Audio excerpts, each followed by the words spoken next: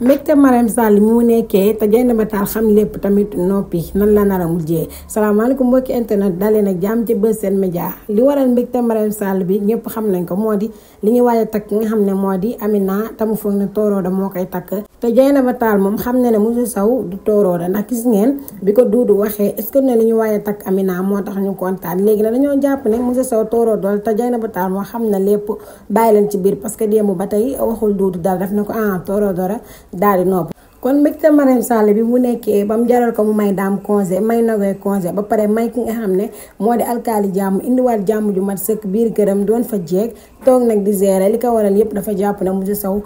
Torodo la kon Marème Sall bis bu xamee ne Moussa Sow du Torodo léegi nag lan lay réagir maanaam ban problème moo nar a xewaat sa biir kër ga ndax gis ngeen jamono ji Marème Sall drapeau bu blanc la tàllal ak Dieynaba Tall est-ce que dina moo koy wax waaw wala déet maanaam si làmmiñu Dieynaba Tall lay génnee bu fekkente ne jàpp ngeen ne moom moo koy wax def leen bi bu dee jàpp ngeen ne du ko wax nag def leen non ak Marème Sall bu yëgee ne Amina du Torodo nan la nar a réagir ci biir kër gi mbokk yi bind leen ko ci commentaire yi. seen chronique du jour la woon mu nekkoon Marème Sall ak mbégteem woy leen di abonné tey partager tey bété la woon ak ci yeneen vidéo merci beaucoup.